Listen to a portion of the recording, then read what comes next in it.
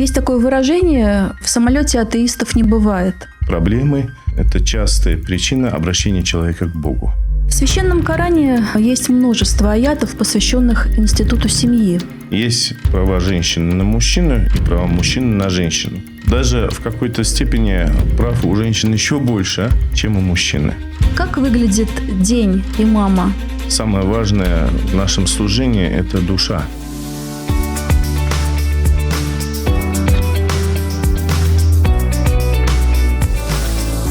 Здравствуйте. В благополучные времена человек редко задается вопросом о смысле жизни. А вот когда все неожиданно сбивается с заданного курса, тогда мы уже спрашиваем себя, зачем вообще человек живет и есть ли у происходящего более глубокий смысл. Об этом поразмышляем сегодня с Зуфаром Хазратом Субхангуловым. Разговор, как мне кажется, обещает быть увлекательным.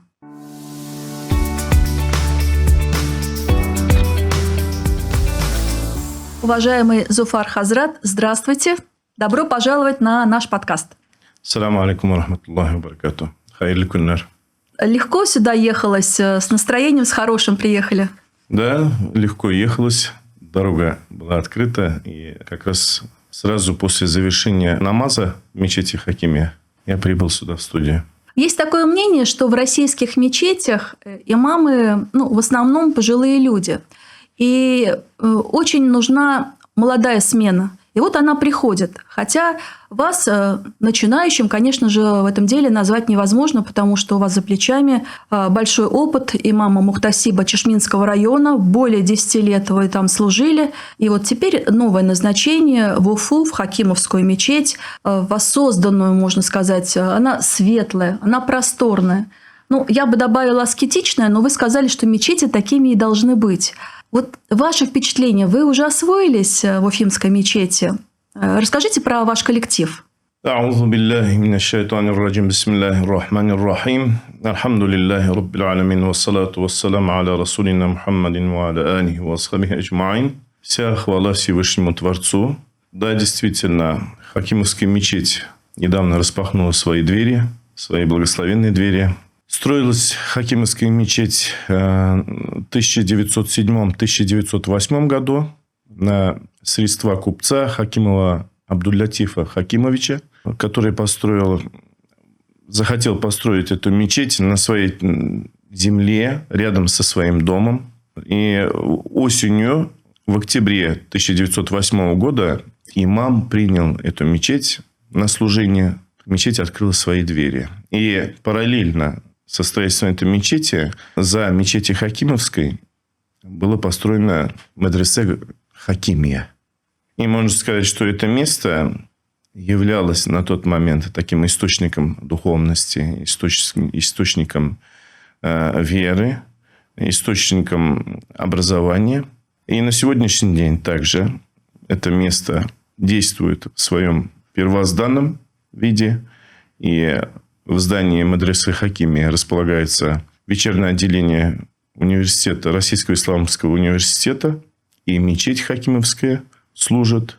И основатель этой мечети передал ее вместе с медресе. На тот момент это было Оренбургское магометанское собрание, такое религиозное управление. На сегодняшний день это Центральное духовное управление мусульман России. И эта мечеть на сегодняшний день работает с утра до ночи на все 5 намазов. Эта мечеть, открытие ее было очень долгожданным событием. И сегодня мечеть зажила полноценной жизнью, такой, какой она должна быть. Это совершение намазов, встречи верующих, совершение пятничных намазов, проповедей. Мы очень рады этому и благодарим Всевышнего и всех тех, кто принял участие в реставрации и строительстве этой мечети. Много ли людей там работают? На сегодняшний день штат мечети еще формируется только. И есть и дежурные хазраты, секретари, обслуживающий персонал.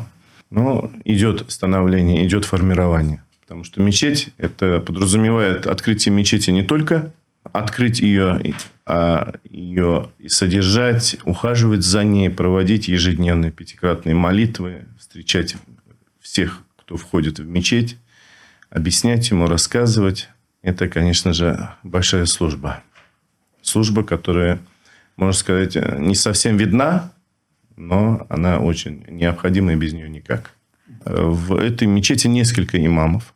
Тех, кто постоянно служит там, и те, кто имамы-хатыбы, которые проводят пятничные молитвы или праздничные молитвы, или такие значимые большие события проводятся именно имам-хатыбами. А вы конкретно что делаете? В этой мечети проведение пятничных молитв и встреч с верующими, мероприятий религиозного характера, это входит в мои обязанности. А вот всегда было интересно узнать, кто определяет тему пятничной хутбы. Тему пятничной хутбы определяет в первую очередь это события, происходящие и религиозного плана, и события, происходящие в мире. И поэтому тема продумывается, подготавливается. Именно она важна, ее актуальность на момент проведения этой проповеди. Ну, мы, прихожане, правильно я сейчас называю, люди, которые приходят в мечеть, мы, как правило, мало знаем про своих имамов. Вот как выглядит день имама? Что вы делаете в течение дня? День имама, он очень насыщен. Конечно же, он начинается рано утром, до восхода солнца. Как мы знаем, в его обязанность входит проведение в мечети 5-кратных намазов. На сегодняшний день день имама начинается в мечети, можно сказать, с 7 часов утра. Зимнее время, летнее время переходит все раньше и раньше. Наступает день, доходит до того, что и в 3 часа утра имам уже в мечети проводит намаз с верующими, или даже бывает, что один. В течение дня, конечно, он проводит и остальные 4 намаза, и утренний вместе 5 намазов. И между этим работа с прихожанами, работа по содержанию мечети. Во всех процессах имам задействован.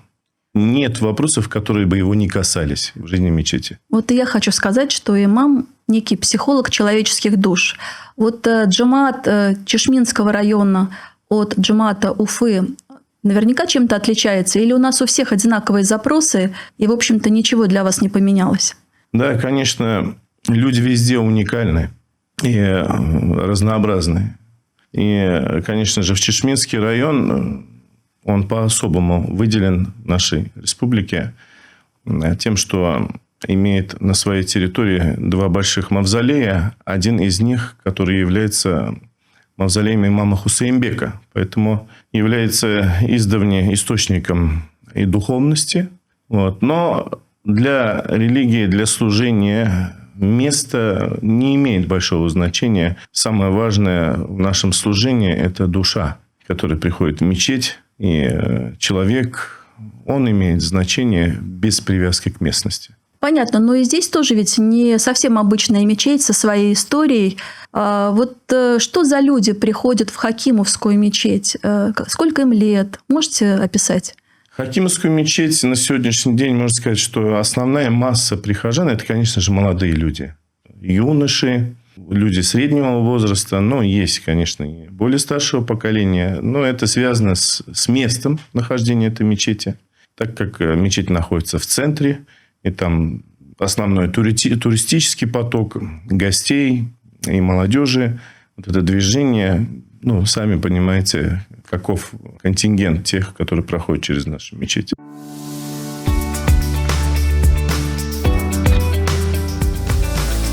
Вот по вашему мнению, как люди приходят в веру? Есть такое понятие, как сколько людей, столько и путей к Богу. Поэтому сказать, что основная масса приходит именно по такому пути, это очень сложно. Но зачастую людей приводят к Богу, конечно же, жизненные ситуации, в которые они попадают, которые у них складываются. В основном это проблемы. В Коране Всевышний говорит: «Бисмиллахир рахманир рахим, ва иза массал инсана дурру да'ани». Когда человека касается беда, бедность, болезнь или войны, или еще другого плана, он обращается к нам с мольбами, говорит Всевышний. Бывает порой утром, до утреннего намаза, возле порога мечети уже стоит человек. Даже если мечеть на этот момент закрыта, он там обращается к Богу с мольбами. Была такая история, когда человек пришел и позвал на диспут человека, ученого, исламского ученого, с целью доказать того, что Бога нет. Договорились о месте, о времени. Назначенное настало время и место, этот неверующий пришел для того, чтобы доказать, что Бога нет.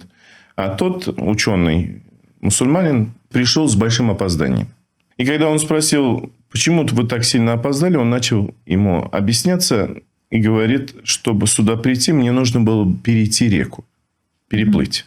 Обычно та лодка, на которой мы это делаем, переплываем эту бурную реку, ее сегодня не оказалось на месте, и мне пришлось долго искать средства, чтобы преодолеть этот водоем. И в один момент деревья, которые находились рядом с водоемом, сломались, упали на реку, образовали форму в виде плота.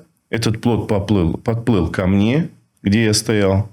Я на него встал, он меня перенес на другую сторону. И по этой причине я сюда опоздал. Тогда этот неверующий в негодовании обратился к нему и сказал: я же звал сюда ученого, а вы мне рассказываете какие-то сказки о том, что что-то, эти деревья образовали плот и вас перенесли на другой берег. Тогда ученый сказал: если вы не верите в то, что что-то может произойти без чьей-то воли, то о каком небытие Бога мы пришли сюда говорить? Все, что создано, нуждается в Создателе. У всего созданного есть свой проект. Как и проект есть у этого стола, и он является замыслом того, кто его создал. Даже если его здесь нет, мы верим в то, что у этого стола есть его создатель. И на вопрос, есть ли создатель у этого стола, без малейшего сомнения, без йоты сомнения мы скажем, что действительно этот стол создан Создателем, и Создатель его есть. Но также и этот мир. Разве он не похож на проект? Разве он не похож на то, что этот мир является волей Создателя? А вот есть какие-то признаки, чтобы понять, что Бог, Он есть в моей жизни, Он рядом со мной? Бисмиллахир-рахманир-рахим. Большое спасибо за тот вопрос, который вы задали. Этот вопрос, он является одним из важных вопросов для каждого человека. Для человека, который ищет истину. Ведь вера в Бога, она в первую очередь состоит в поиске Создателя. В поиске действительности того, что Бог есть.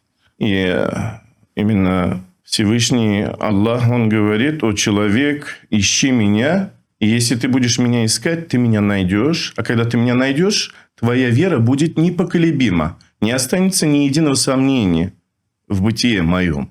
И Он говорит, направляя человека, говорит, что обрати внимание, почему же ты, человек, не смотришь на то, как мы тебя создали? Ведь ты создан из одной капли. И ты еще осмеливаешься спорить на вопрос, есть ли Всевышний. Действительно, когда человек задастся этому вопросу, обращая внимание, смотря в самого себя, то, как он устроен и каковы процессы в нем самом внутри человека происходят, человек, внимательно посмотрев на себя, обязательно придет к мысли, что такое уникальное создание является замыслом. Чьим-то замыслом. Так чьим же? Несомненно, замыслом Всевышнего. Вы наверняка слышали еще один неудобный вопрос. Обычно от людей, наверное, которые оказались в беде. Но если он есть, почему он мне не помогает? Конечно же, слышали такой вопрос. Но ни одна молитва, обращенная ко Всевышнему, не остается без ответа. Принятие этой молитвы, они делятся на три. Первая – это молитва, после чего Всевышний дает человеку сразу то, что он просит, в чем он нуждается. Вторая – это отсрочив время.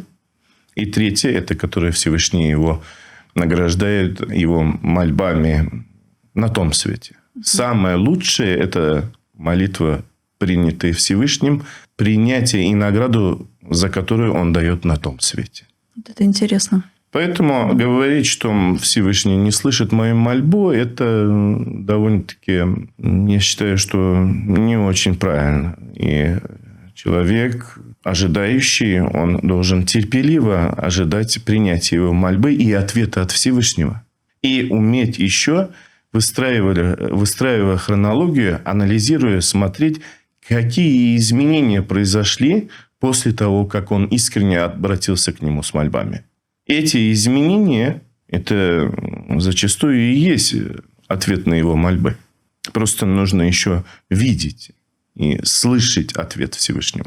Есть такое выражение: в самолете атеистов не бывает. Вот имамы как относятся к людям, которые живут без веры? Ваше личное отношение? Всевышний создал всех людей, и создал он все парно, и вера, и безверие, неверие. Поэтому к неверующим людям мое личное отношение – это только сожаление и, конечно же, пожелание веры и милости Всевышнего. Не кажется ли вам, что жизнь мусульманина, она как будто не очень вписывается в современные реалии светского общества? Нужно иметь сабр, нужно иметь сдержанность, нужно решать проблемы, постараться не сильно привлекать внимание посторонних, то есть решать, не создавая проблем вокруг.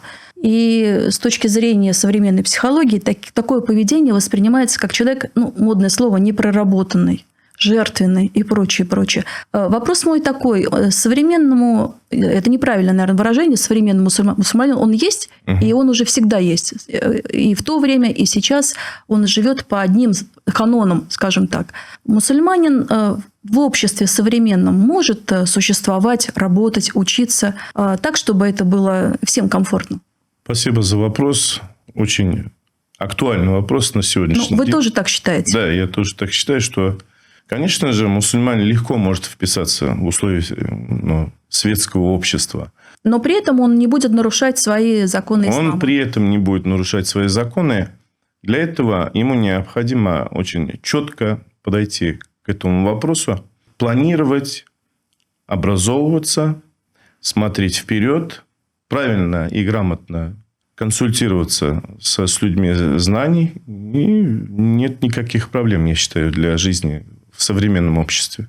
Ислам и богатство – совместимые понятия? Может мусульманин быть богатым человеком? Это не возбраняется?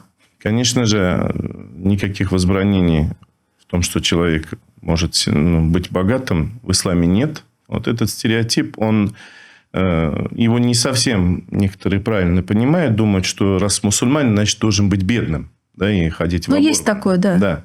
Тут это понятие, его необходимо правильно понимать. И понимать то, что бедность, имеется в виду, это непривязанность к этому богатству. Ведь мусульманин – это не тот человек, который не обладает ничем, а это тот, который, даже обладая всеми богатствами мира, и если его хвалят до небес, он не теряет своих лучших человеческих качеств. Он не теряет ни веру, ни стыд, ни все те качества, которыми мы называем настоящих людей. Да. Поэтому умение правильно воспользоваться этим богатством, правильно распоряжаться, планирование, это, конечно же, требует большой мудрости. И вообще богатство это является таким одним из больших испытаний, которые не все проходят.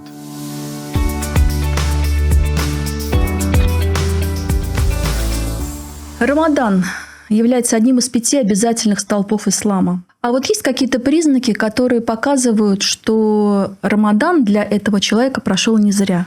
Признаки, конечно же, есть. Это признаки являются изменение человека в лучшую сторону. Его характера, его терпения, его всех качеств, отношений, мнения, мыслительных процессов, отношения между человеком и Богом, и между человеком и другим человеком, между созданиями. Изменение в лучшую сторону – это и есть один из признаков принятия его поста. В Священном Коране есть множество аятов, посвященных институту семьи. Вот в современных чатах, в социальных сетях мусульмане часто обсуждают эту тему, что дозволено женщине, ее роль в семье. Вот у вас есть свое мнение относительно этой темы?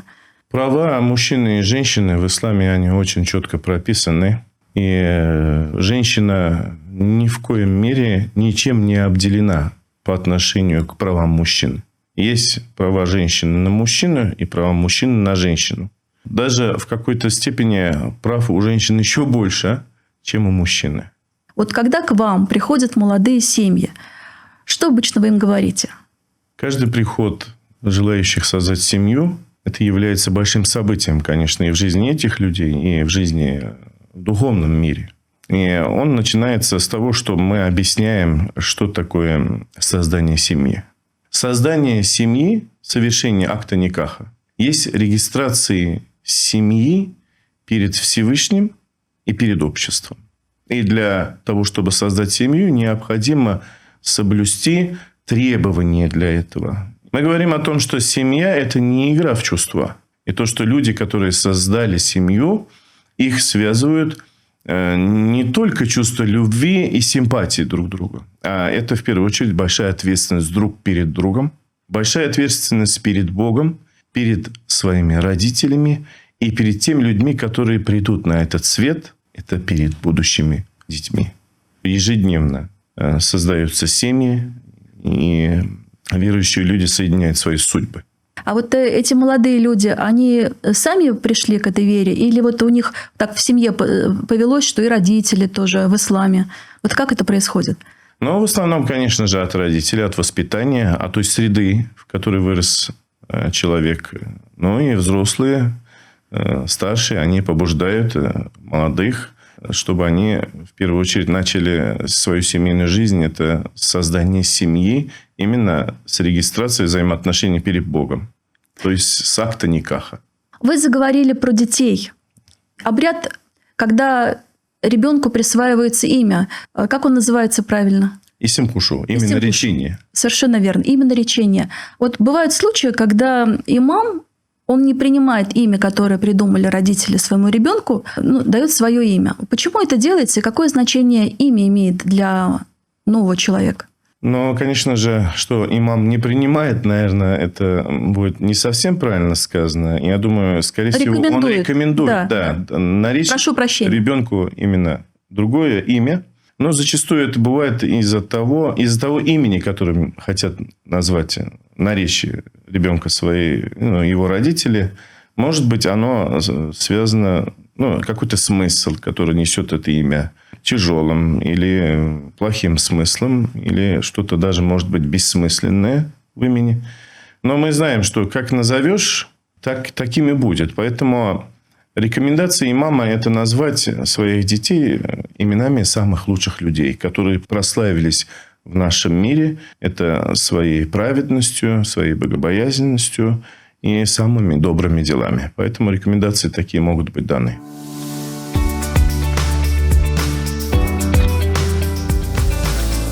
Мне кажется, что законы и знания ислама нужны людям, особенно сейчас, в наше время. Люди приходят с каким посылом в мечеть сегодня? Что их волнует? Вы, конечно же, как имам, знаете вещи, которые волнуют своих прихожан. Конечно же, человеку не безразлично его будущее. Будущее его детей, будущее поколений. И сегодня, когда события в мире очень быстро меняются, и наш мир внедряет в свои технологии, интеллекты, искусственный интеллект и все эти новшества, зачастую человек задумывается, а правильно ли это все, и что бы мне предпринять, чтобы не потерять истину. И зачастую это является причиной прихода человека к Богу. Поиск истины. И когда он вспоминает о Боге, он приходит в его дом для того, чтобы создать связь между собой и Богом, для того, чтобы приблизиться к Нему. И, обратившись к Нему, получил Его помощи. Не растерялся в этом бушующем мире, какие бы ветра ни дули, не потерял свою веру, свои все лучшие человеческие качества, как стыд, справедливость, любовь, как чувство сострадания, милосердие. Эти качества, с которыми человек пришел в этот мир. И когда его душа, опять же, мы возвращаемся к тому, что проблемы человеческие приводят его душа к Богу. Поэтому жизнь без Бога и без веры человеку невозможна. Ну и теперь мы у Хакимовской мечети слышим азан. Аминь. Аминь. Аминь. Азан. И будем, услышав азан, вспоминать о Боге, вспоминать о том, для чего Он нас создал, стараться праведными. Соглашусь с вами. Мне кажется, главная мысль нашего сегодняшнего разговора, что ислам – это язык общения, язык диалога, а не язык разделения. И для человека вера определяет его будущее и его смысл. Я благодарю вас, уважаемый Зуфар Хазрат. Извините, если мои вопросы где-то были, может быть, слишком прямолинейные, но это действительно были открытые и честные ваши ответы.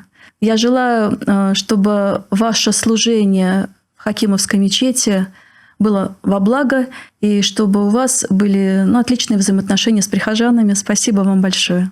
Зурит Ибрахмат, Лилия Ханум, я очень благодарен за то, что вы пригласили сегодня в студию. Эти вопросы, конечно, они нуждаются в более тщательном обсуждении, но в формате Подкаста. Да, подкаста мы быстро и бегло прошлись по ним. Для более подробного разговора на эту тему... Будет повод еще. Обязательно еще будем с вами встречаться. Аминь. Мы приглашаем всех верующих, всех ищущих истину людей в мечеть Хакимовскую и во все мечети нашего прекрасного города Уфы. Аминь. Рахмат.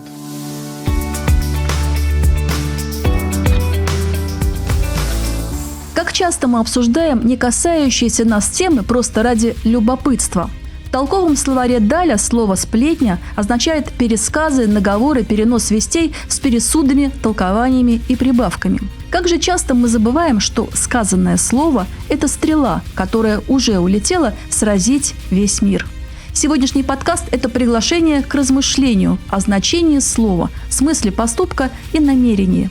Вы смотрели подкаст «Интонации». Спасибо за внимание.